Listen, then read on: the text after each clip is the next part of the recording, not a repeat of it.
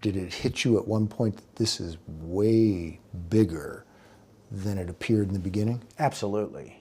You get a real aha moment when you see that the White House switchboard had connected to a rioter's phone while it's happening. That's a pretty big aha moment. You get an aha Wait a moment. minute.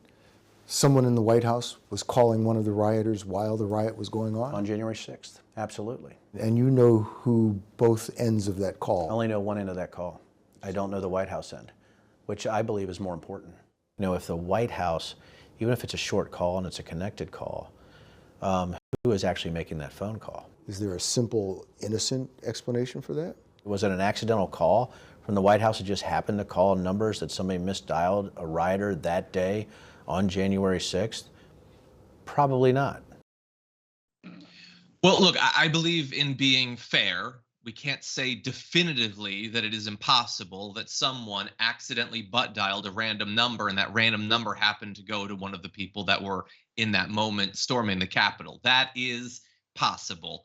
Equally likely is that it was an intentional thing, I suppose. And so that is a bit of a bombshell coming from former Representative Denver Riggleman, who's this like technical aide and advisor of the January 6th committee, who's also apparently writing a book about the hearings, which was news to me, also news apparently to the committee, and they don't seem very happy about it, but he is dropping some bits of information. So he talks about this call, and as he says, we don't yet know what it was about, if it was literally anything, who was involved in it, except that supposedly the New York Daily News believes they know who was called, and that is Anton Lunik. He's already been charged and investigated for being a part of the January 6th insurrection, declared a knucklehead in the initial reporting on him. But if you jump ahead, you can see there is a photo of him.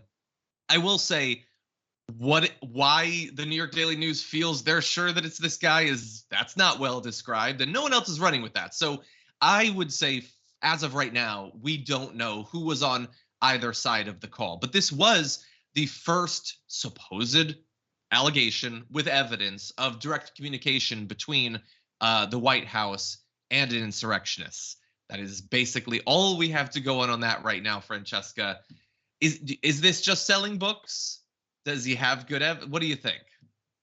No, I think this is huge. I think, there's been a lot of how involved were the Oath Keepers? How involved were the Proud Boys? Who had communications with who? What about other low level, quote unquote, Congress people collaborating with Ali Alexander or, helping with buses to the Capitol building, right? Whether it's Charlie Kirk or some other dark money group helping bus people to the Capitol. But as the riot starts, having a phone call from someone part of that riot to the White House, that's very different. That is beyond, you've crossed the Rubicon. You cannot say, I didn't know what was going on. I had no communication with them and I wasn't leading them. And of course, we've heard testimony from, let's say, Cassidy Hutchinson, aide to Mark Meadows, who testified that Donald Trump knew and everyone in the White House knew about the violence and essentially did not call off the mob.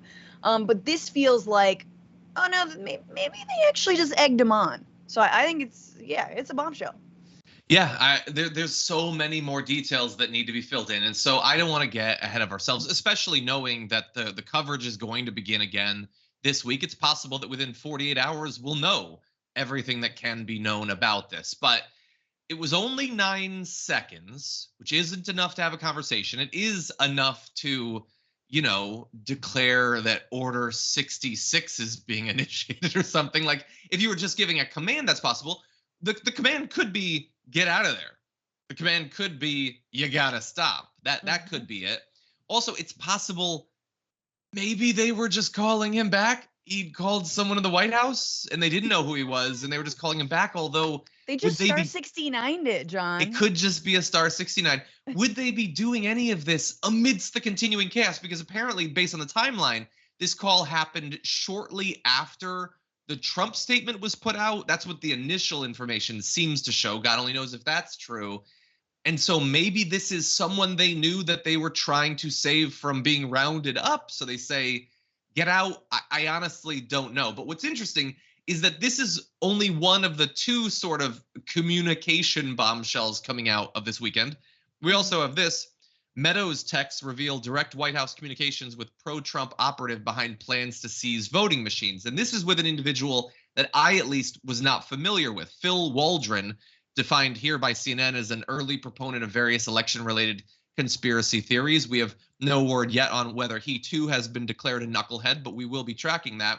He texted Meadows back on December 23rd, so 2 weeks or so before the insurrection, saying that an Arizona judge had dismissed a lawsuit filed by friendly GOP lawmakers in the state. The suit demanded state election officials hand over voting machines and other election equipment. They were looking for some evidence, any evidence. Can I have an evidence? Please, sir, I'd like another evidence of voter fraud or whatever.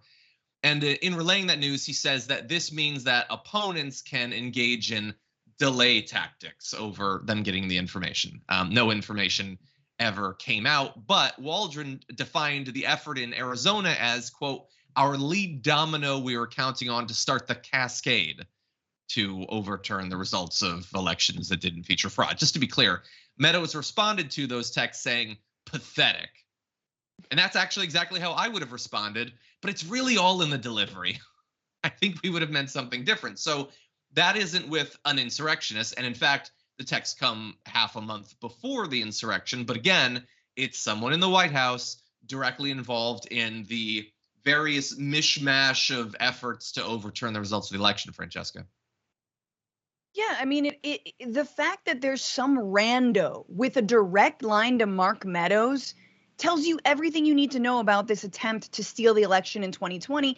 And we had attorneys general, can never get that right. We had the attorneys generals also testifying, and the lieutenant attorney generals testifying to the January 6th committee that essentially they were being sent YouTube videos about Italy-gate and how supposed satellites were flipping votes to Biden from Trump, and they had to watch those, I don't know, hour-long videos and then legitimately investigate whether or not they were based in reality. Lo and behold, not based in reality, based in an actual basement of, probably a 14-year-old that cooked it up while they were really high. But like, do you understand just like this pipeline of crazy to being legitimized? And you see that here, and we've seen it throughout this entire effectively attempt to steal the election. Yeah. It's just, yeah. Can you imagine being one of those people that has to sort through all that stuff? They were so desperate. They're looking for literally anything anybody posted on TikTok. Like how, CERN is going to open a portal to another dimension and through it will come another version of Trump who is still president. I don't know, but someone in the White House had to watch that.